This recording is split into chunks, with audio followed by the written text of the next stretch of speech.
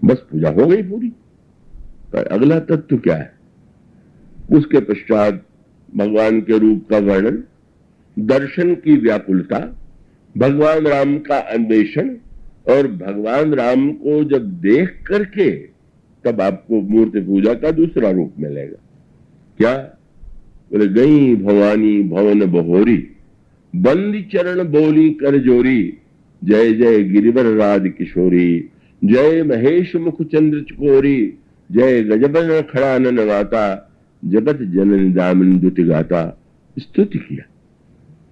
लेकिन अंतर क्या था? पहली बार पूजन किया था तो सीता जी बोली थी, लेकिन उधर से स्वर नहीं आया था। पर इस पूजा में विनय प्रेम बस भई भवानी, खसी माल मूर्ति मुस्कानी, माला खिसकी मूर्ति में मुस्कुराई, सादर सिय प्रसाद सिर धरेऊ, और बोली गौरी। बस मूर्ति पूजा का प्रारंभ तब है जब आप बोले, भगवान न बोले, और अंत तब है कि जब वो बोलने लग जाए। और वो बोलने लग गए माने साक्षात चैतन्य होने दिखाई देने लगे सचमुच। इसलिए गोस्वामी जी ने कहा, हम सबसे बड़ा महापुरुष तो प्रहलाद को मानते हैं, उनसे बड़ा भक्त कोई नहीं। क्यों? बोलिए, कहने वाले भाषण में कि शास्त्रों में लिखा है कि ईश्वर सर्वव्यापी है, बहुत मिल जाएंगे। पर कह देना कि ईश्वर सर्वव्यापी है, भाषण में कह देने से ईश्वर सर्वव्यापक हो जाता है क्या? उन्होंने कहा केवल इसको कहने का सही अधिकार केवल प्रहलाद को। क्यों? बोले प्रीति बदो प्रहलाद ही को। अगर खम्भे को देख करके हिरण्यकशिपु पूछता है तेरा वह राम कहाँ है, और वो कहते हैं कि सर्वत्र है, तो प्रहलाद ने जो उत्तर दिया वो तो हम सब दोहरा सकते हैं। लेकिन हिरण्यकशिपु कहता है क्या इस खम्भे में भी है? व्यंग था। उसी खम्भे में प्रहलाद को हिरण्यकशिपु ने बांध रखा था। व्यंग था कि अगर ईश्वर तेरा इस खम्भे में होता तो मैं जब खम्भे में बांधने लगा तो रोकता ना। रस्सी में बंधा हुआ है, खम्भे में बंधा हुआ है, पूछ दिया। गोस्वामी जी कवितावली रामायण की उस पंक्तियों में कहते काढ़ कृपान, कृपान कछु, हाथ में तलवार है, तलवार को कृपान कहते हैं। बोले सचमुच वो कृपान था, कृपा का अभाव उसमें। काढ़ी कृपान कृपान कछु, और पितु काल कराल, इतना भयानक, जो अपने पुत्र का वध करने के लिए प्रस्तुत है। पितु काल कराल बिलोक न भागे, बिल्कुल खड़े, भागने की कोई चेष्टा नहीं। पूछ दिया राम कहाँ, और तब वो कहते सब ठाव में, सर्वत्र है। और वो पूछता है खम्भ में, इसमें भी? बोले हाँ। बड़ा मंत्र दिया गोस्वामी जी ने। भगवान थे लेकिन कब तक प्रकट नहीं हुए? जब तक भक्त ने हाँ नहीं कह दिया। बस भक्त की हाँ में ही शक्ति थी। ईश्वर था पर सोया हुआ था। मानो ये साहित्यिक भाषा है, ईश्वर सबके हृदय में है पर सोया हुआ है। सोया हुआ है इसलिए सब कुछ हो रहा है हमारे आपके हृदय में। जग रहा होता तो क्या वो बुराइयों को घुसने देता? जग रहा होता तो क्या हमारे जीवन में दुख कटुता को बैठने देता? इसलिए सो रहा। गोस्वामी जी कहते अभी तक लगता है नरसिंह भगवान खम्भे में सोए हुए थे। जगे कब? बोले हाँ सुनी, हाँ कन्र के हरि जागे। जैसे जग गए भगवान, भक्त ने कहा है और सचमुच प्रकट हो गए। और गोस्वामी जी ने कहा हाँ, बस जिस समय उन्होंने हाँ सुनी, हाँ कर निकालने गए हरि जागे, और बैरी विदारी भय विकराल, कहे प्रहलाद ही के पूर्णिमा के। प्रकट होकर के उन्होंने संहार कर दिया, पर उनके भावने रूप को देख करके सारा विश्व कांपने लगा, देवता कांपने लगे, कौन उनके सामने जाए। और तब शंकर जी से उन्होंने कहा कि आप तो प्रसन्न कर लीजिए। बोले बंदो बाल रूप श्री रामो, ये रूप। तो महाराज बोले उस प्रहलाद को भेजो जिसकी भावना से वो भगवान प्रकट हुए हैं, उनको तो वही प्रसन्न कर सकता है। और प्रहलाद बिल्कुल मुस्कुराते हुए बिना किसी डर के चले गए। और वो स्वामी जी ने कहा वैरी विदारी भय विकराल, और कहे प्रहलाद ही के पूर्णिमा के, जो गोद में पहुंचे बिल्कुल अपनी जिह्वा से चाटने लगे, जैसा कि पशु का स्वभाव होता है अपने बच्चे को जिह्वा से चाटना, तो बस भूल गए, बड़े स्नेह से प्रहलाद को प्रसन्न करने लगे। गोस्वामी जी से किसी से पूछा कि मूर्ति पूजा कब से प्रारंभ हुई? कई लोग खोजते करते रहते हैं, तो उन्होंने कहा प्रीति प्रतीति बढ़ी तुलसी, तबते सब पाहन पूजन लागे। एक भक्त ने सचमुच पत्थर से प्रकट करके दिखा दिया, इसलिए लोगों ने कहा कि भाई हम उन्हें भगवान के रूप में देखते हैं। तो उसका अभिप्राय यह है कि सचमुच का वो मूर्ति में पहले तो पक्षी कक्षा में हम स्थूल रूप में देखते हैं, पर बाद में तो वो स्वामी जी कहते प्रीति बढ़ो प्रहलाद ही को, जिन पाहन ते परमेश्वर काहे। कहिए मत कि ईश्वर सर्वव्यापी है, दिखाइए तो, दिखाई तो देख कि सचमुच प्रहलाद ने सत्य करके दिखला दिया। और यह तभी संभव है, ईश्वर सर्वव्यापक है यह तो ज्ञान है, पर उसको हम अपनी भावना के द्वारा रूप देते हैं, भावना के द्वारा आकृति देते हैं, और भावना के द्वारा रूप और आकृति, जैसे एक ही पत्थर से आप चाहे शिल्पकार नरसिंह भगवान की मूर्ति बना दे, विष्णु भगवान की मूर्ति बना दे, भगवान कृष्ण की मूर्ति बना दे, श्री राम की मूर्ति बना दे, तो मूर्तियां आपको अलग अलग लगेंगी, कोई डरावनी लगेगी, कोई भयानक, कोई मधुर, कोई मीठी, कुछ लगेगी। पर वस्तुतः यह जो ईश्वर है, तो जब भी वह निराकार से साकार होगा, वो स्वामी जी के सामने ये प्रश्न बार बार आता था, तो वो बार बार कहा करते थे कि दोनों की आवश्यकता है, और व्याख्या उन्होंने अनेक दृष्टांत देकर के कही। मुझे निर्गुण सगुण क्या है, उनका अंक अगुण आखर सगुण,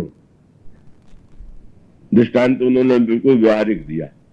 क्या आप जब लिखा पढ़ी कागज में करते हैं, चाहे आप मनी ऑर्डर करें या कहीं किसी को धन दें, पहले आप अंक में लिखते हैं, जितना रुपया है आपने अंक लिखा, और उसके बगल में फिर आप उसी को अक्षरों में भी लिखते हैं। 1000 तो फिर आप लिखेंगे 1000। जब आपने लिख दिया तो फिर वो अंक के बाद अक्षर में क्यों लिखा जाता है? बोले अंक में डर ये है कि कोई बढ़ा न दे, कोई घटा न दे।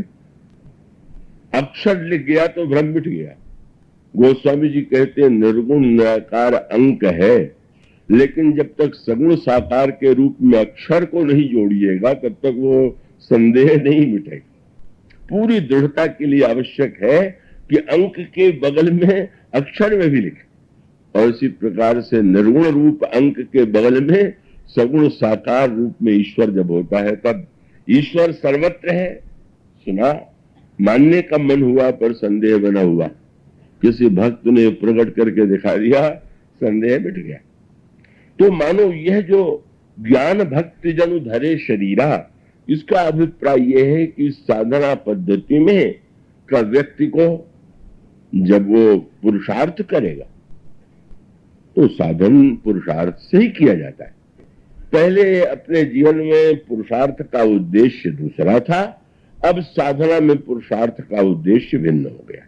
और उसके साथ साथ यह जो ज्ञान और भक्ति है, इन दोनों का जो सामंजस्य है, इसी को लेकर के मनु की साधना, उसका उद्देश्य जिसकी ओर कल संकेत किया गया था, मनु केवल अपनी मुक्ति के लिए ही नहीं जा रहे थे।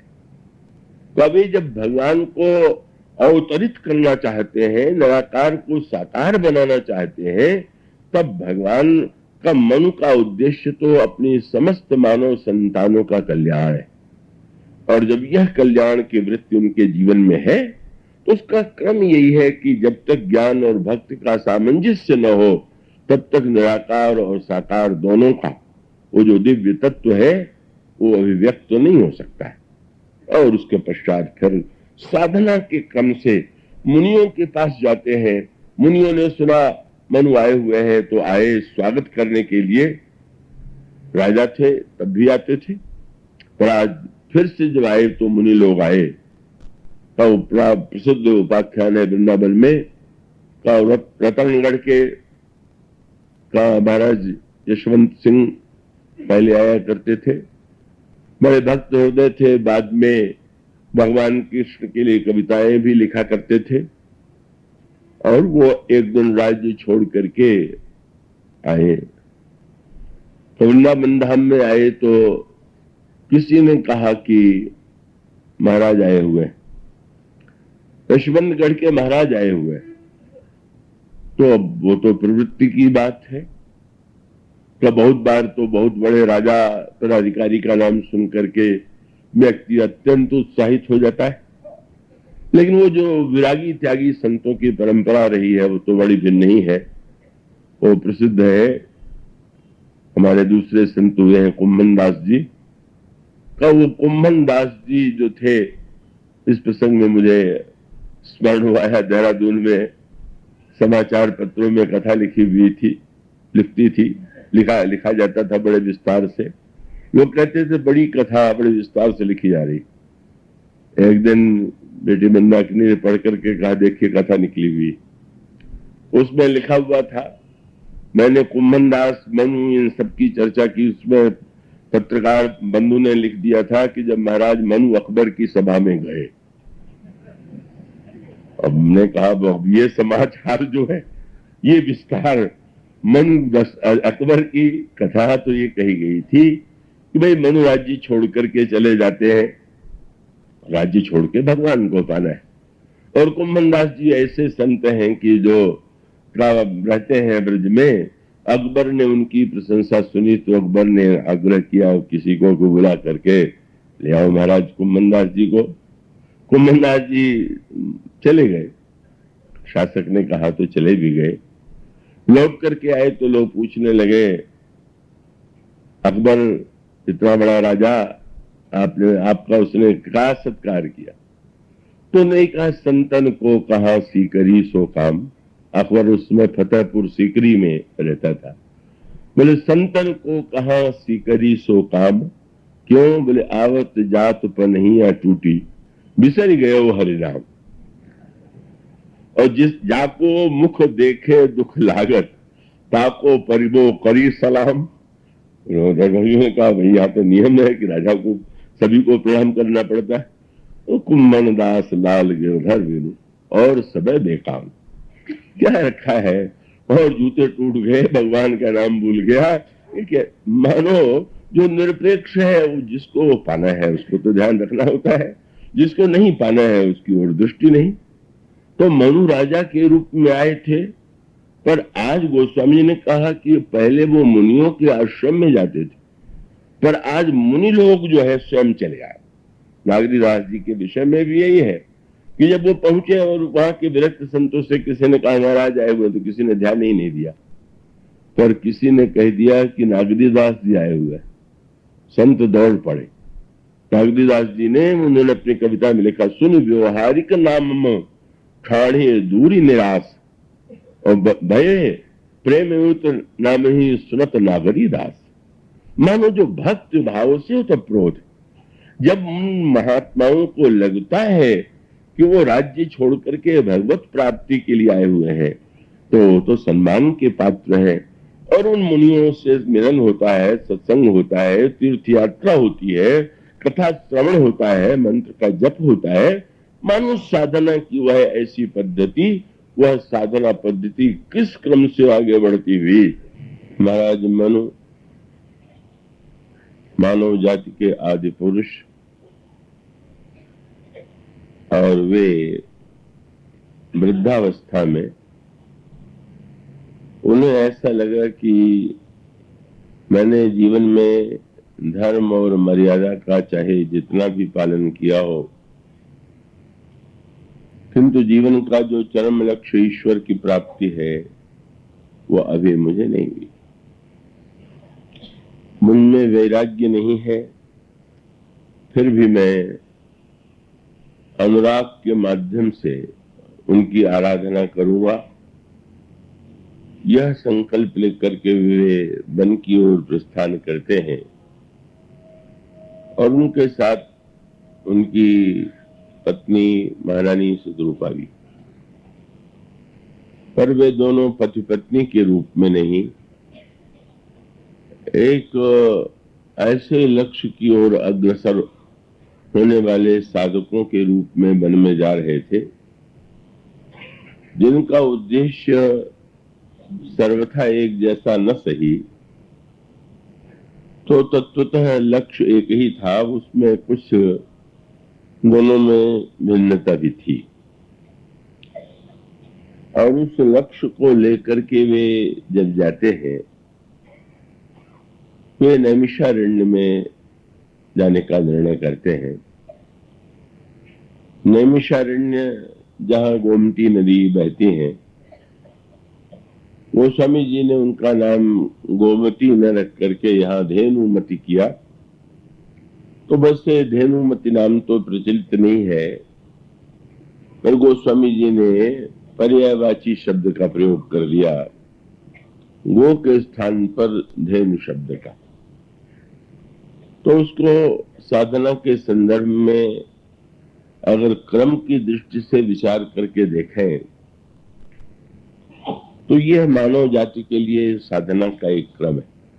तो यह वाणी अपने आप में यथार्थ हो सकती है। यह भी एक सत्य है कि ईश्वर सर्वव्यापी है और प्रत्येक व्यक्ति के हृदय में विद्यमान है। पर अगर कोई व्यक्ति तीर्थ यात्रा करता है तो तीर्थ यात्रा का उद्देश्य क्या है? मान लीजिए आप भगवान बद्रीनारायण का दर्शन करने के लिए बद्रीनारायण की यात्रा करें। पहले तो यात्रा बड़ी कठिन थी और अभी अत्यंत सुविधाओं के होते हुए भी आपको कुछ न कुछ कष्ट उठा करके यात्रा करनी पड़ती। तो प्रश्न तो किया जा सकता है कि भगवान को क्या बद्रीनारायण में या अयोध्या में या मथुरा में या चित्रकूट में या रामेश्वरम में ही पाया जा सकता है क्या? पर ये कोई ऐसा वाक्य नहीं है कि जो सचमुच ईश्वरीय वाक्य ही हो। और ईश्वर ने कहा भी होगा तो कबीर के ईश्वर ने कहा होगा और उन जैसे लोगों के लिए कहा होगा, सबके लिए उसने नहीं। तो ईश्वर तो बड़ा कौतुकी है, वो जिससे मिलता है उसको उसी दिशा में प्रेरित कर देता है। इसलिए आपको दिखाई देगा किसी को ज्ञान की महिमा बता रहा है, किसी को भक्ति की, किसी को कर्तव्य कर्म की, और उसका मूल सूत्र तो वही है कि जिसकी चर्चा आपके सामने चल रही है कि जैसे एक योग्य वैद्य या डॉक्टर रोगी के रोग को देखते हुए उसके लिए उचित रोग की व्यवस्था करता है। किसी से कह सकता है कि तुम पूरा विश्राम करो और किसी से कह सकता है कि तुम 4-5 किलोमीटर रोज चला करो। अब कोई कहे कि ये विश्राम सत्य है कि 5 किलोमीटर चलना सत्य है, उसका उत्तर यही है कि एक के लिए विश्राम ठीक है और दूसरे के लिए चलना ठीक है। तो इसलिए ये वाक्यों में भ्रमित नहीं होना चाहिए। और कई लोग इन पंक्तियों को याद करके अवसर अनवसर पर दोहरा दिया करते हैं बिना सोचे समझे। इसका अर्थ ये हुआ, मैं कहा करता हूं कि ये प्रश्न रामायण में दूसरे ढंग से दूसरे रूप में आया जब रावण के अत्याचार से व्याकुल हुए, पृथ्वी व्याकुल हुई, मुनि और देवताओं ने भी अपनी असमर्थता प्रकट कर दी उस संकट का निवारण करने में। तो अंत में सब ब्रह्मलोक में जाते हैं। और ब्रह्मा ने भी कहा कि मेरे लिए रावण की समस्या का समाधान देना संभव नहीं। पर उन्होंने कहा कि हाँ, ईश्वर के द्वारा ही इस समस्या का समाधान हो सकता है। तो वहां पर भी साधना के क्रम का बड़ा ही सुंदर संकेत है। रावण न जाने कितने वर्षों से अत्याचार कर रहा था, पर भगवान ने अवतार नहीं लिया। भगवान ने रावण का विनाश नहीं किया। जब पृथ्वी व्याकुल हुई तब वहां से प्रारंभ हुआ। और यही साधक के जीवन का सत्य है कि भगवान का हमारी समस्याओं का समाधान करने के लिए कब अवतरित होते हैं, कब सक्रिय हस्तक्षेप करते हैं। और उसका सांकेतिक अर्थ ये है कि पृथ्वी जब तक रावण का भार उठा सकती थी, जब तक रावण का बोझ उसे असह्य नहीं लगा, तब तक अवतार की भूमिका नहीं बनी। अब इस पृथ्वी को, एक तो यह पृथ्वी है जिसमें हम आप रह रहे हैं, और दूसरी पृथ्वी जिसको रामचरितमानस में कहा गया सुमति भूमि, सुंदर बुद्धि भूमि है, या काई कुमति कई कई केरी। तो जैसे आप शरीर से निवास करते हैं इस स्थूल पृथ्वी पर, इसी प्रकार से जीवन में भी जो व्यक्ति है वो बुद्धि में स्थित है। बुद्धि में स्थित रह करके ही समस्त कर्तव्य कर्म का निर्वाह किया जाना चाहिए और करता है। तो बड़े महत्व का सूत्र है कि ये जो पृथ्वी है उसका एक नाम क्षमा है। क्षमा बहुत उत्कृष्ट गुण है, पर बड़े महत्व का प्रश्न यह है कि क्या सचमुच बुराइयों का कोई भार अनुभव हमारी बुद्धि को हो रहा है क्या? और इसका अर्थ है कि अगर हमारी बुद्धि सरलता से बुराइयों को ढो सकती है, वाणी से भले ही कहे कि बड़ा बोझ है, लेकिन व्यवहार से अगर यही लगे कि वो बोझ में ही प्रसन्न है, तो उसका अर्थ है कि उस समय तो जीवन में कोई ईश्वर की आवश्यकता ही नहीं।